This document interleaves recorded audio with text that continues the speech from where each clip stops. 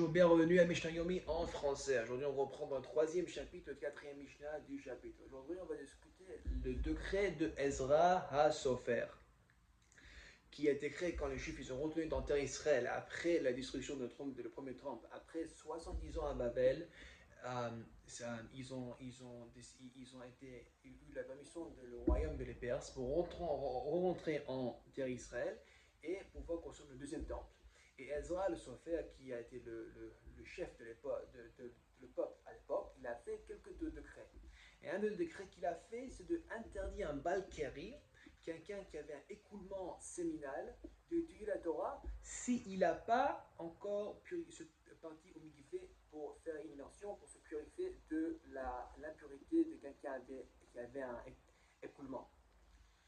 On va discuter maintenant dans la Mishnah que si c'est aussi applicable par rapport à les mots de Tfila. Et d'ailleurs, demain, si je veux, on va discuter ce que si même cette halakha, d'ailleurs, elle est applicable aujourd'hui dans notre temps.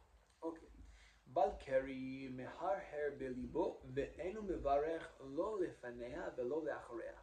Alors, selon le Tanakama, selon le premier Tana de la Mishnah, il explique qu'un Balkari, quelqu'un qui avait un écoulement séminal, il est interdit de dire avec sa bouche, avec sa parole, le schéma.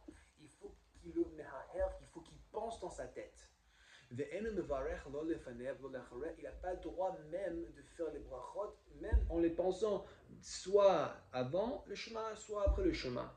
Au moins fait le chemin, que c'est une mitzvah de la Torah, en pensant, et tu n'as même pas besoin de faire les brachot avant, après, que ce n'est même pas une loi de la Torah, c'est juste une loi d'ordonnance rabbinique. Même en ça, on serait indulgent que tu n'aurais pas besoin de le faire. D'ailleurs, la Gemara elle pose une question que peut-être on voit ici une équivalence dans la halakha Hirhu Kedibur Dari, que peut-être on peut voir c'est une preuve que de parler et de penser les mots d'Imbracha, c'est équivalent comme si tu as dit. Peut-être on peut avoir une preuve de cette Mishnah. Mais on va voir ça plus tard. Aussi, par rapport quand on fait un repas, on dit les brachot avant ou après. On dit à motzi quand on mange du pain, après on dit Birkat Hamazon après qu'on a fini notre repas. La Mishnah a dit que selon le Birkat Hamazon, on pensera les mots dans notre tête, mais on ne ferait pas de bracha même dans notre tête selon le hamoti, la bracha avant qu'on mange, pour dire que quoi, que la Birkat Hamazon, c'est un mitzvah de la Torah, c'est plus grave de ne pas faire. Au moins ça, on le fait dans la tête en pensant les mots. Mais le hamoti, que c'est juste une mitzvah, l'ordonnance rabbinique, on les moins stricts, et que même ça, tu n'as même pas besoin de les faire en pensant. Mais c'est un machloket avec un autre Tana, un autre maître de la Mishnah. Rabbi Yehuda Omer, mevarech lefaneha ou lachrea. Tu peux dire les brachot, même avant, même après. Et, et tu peux même dire le chemin, et tu peux même dire le Birkat Hamazon. Selon Rabbi Yehuda, pour le degré de le Balkari, ça n'a rien à voir avec la tfila, ou le Birkat Hamazon, ou le chemin. C'est juste par rapport à l'étude, comme on l'a pensé au début. Tout le degré, c'est juste pour empêcher des Talmidei Chachamim d'être trop souvent fréquenter leurs femmes. Alors on le fait un peu embêtant pour il faut que tu ailles au mikvé chaque fois après pour pouvoir étudier les halakha, la Torah qui est un peu complexe. Mais si c'est par rapport à la prière ou le chemin ou les Birkat Hamazon, il n'y a pas d'obligation d'être purifié de l'impurité d'un écoulement séminal. Ok. Maintenant, on retourne sur le cinquième Mishnah de l'Operek. On retourne maintenant sur l'avis de le premier Tana de la Mishnah, qui a expliqué que selon le premier Tana, on a dit que lui, il pense que quelqu'un qui a un Balkari, qui avait un coulement séminal, il est interdit de faire même la tfila, même de faire le chemin. Mais si quelqu'un il a oublié, qui était impur selon un écoulement séminal. Il a commencé à prier, il a commencé à dire Shema. C'est quoi? Il faut qu'il s'arrête maintenant de dire la Shema, de dire la Shema Esrei. Qu'est-ce qu'il faut qu'il fasse? C'est quoi sa solution? Haya Omed Betfila Vniskar Shu Balkari. Un homme qui est en train de prier la Mida ou la Shemona Esrei. Et il se souvient qu'il avait une émission séminale. Il est un Balkari. Lo yafsik ela yikatser. Il n'arrêterait pas la tfila. Mais elle y est katser. À chaque bracha, quand on l'a dans le Shemona Esrei, il y a une certaine formule.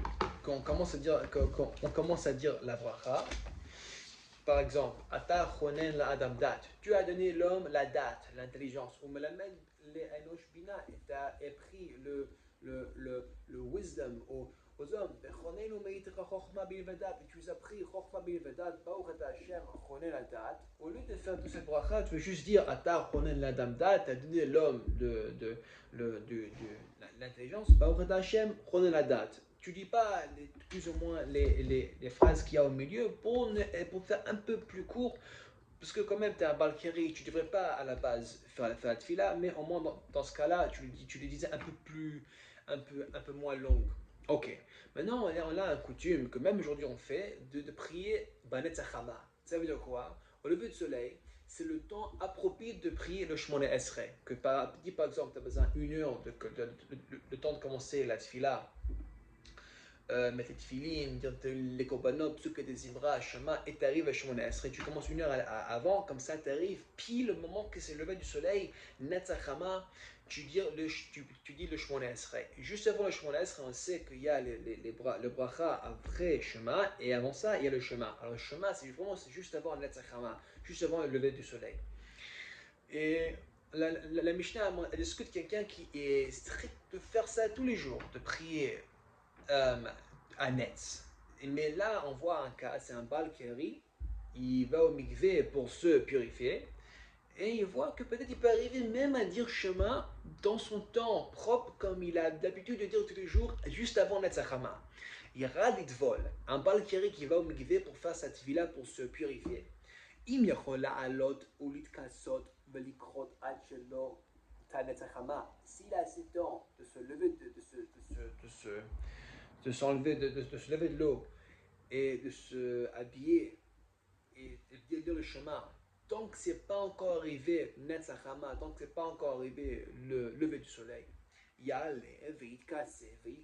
devrait faire ça, il devrait se lever, se enlever, sortir de l'eau, s'habiller, se lever et dire le chemin dans son propre temps, comme il est habitué de strictement dire chaque jour avant Netzachama. Mais s'il n'y a pas de temps, que ce mec, le temps il est strict, il va faire comme il fait d'habitude tous les jours, il se couvre avec l'eau et il le lit. Le chemin avant Netz. Il y a une halakha qu'on va prendre dans le Gemara que quelqu'un il n'a pas droit de lire le chemin devant un erva. Erva, ça veut dire genre les génitales, en endroit de corps comme soit de l'homme, soit de la femme. Donc même par exemple la poitrine de la femme. Sans endroits qui sont couverts, que d'habitude c'est pas d'ailleurs coutume de sortir comme ça, découvert dans la rue. Pour pouvoir dire le chemin, un homme, comment il faut qu'il s'habille, il faut qu'il ait quelque chose qui couvre son erva, qui fait qui se divise de son cœur à son erva, à son endroit génital. C'est pour ça d'ailleurs les Chabad ils ont coutume de mettre un gartel. Un gartel c'est comme une sorte de ceinture qui met au-dessus leurs affaires. Même nous, d'habitude, on l'a ça déjà avec notre pantalon et notre ceinture, mais là on voit que c'est un signe que c'est vraiment fait exprès pour ça, pour faire une divise entre le cœur et entre les erva.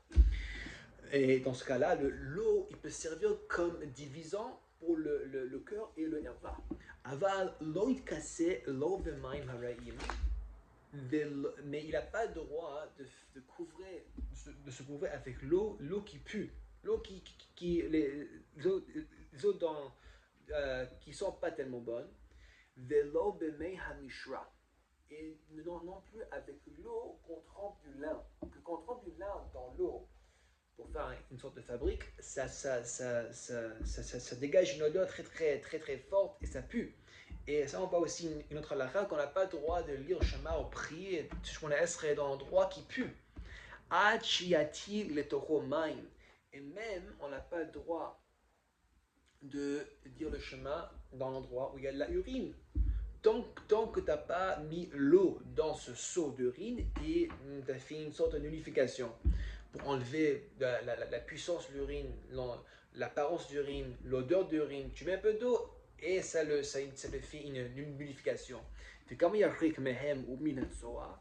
Et d'ailleurs, à combien de distances il faut un homme il prend de l'urine ou de l'excrément pour pouvoir dire le chemin?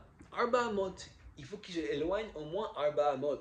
Ça veut dire que genre s'il y a un seau avec l'excrément, vraiment t'es à côté d'une toilette, des toilettes ouvertes avec excrément dans le cabinet, tu devrais sortir de cet endroit arba amot. C'est combien arba amot? On sait qu'un mot d'ailleurs c'est le cou jusqu'à à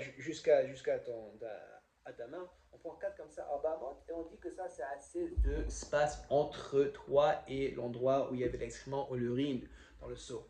Et c'est maintenant assez d'espace pour pouvoir dire le chemin sans qu'il y ait une odeur qui te perturbe. Ok, Chazak ou Baruch.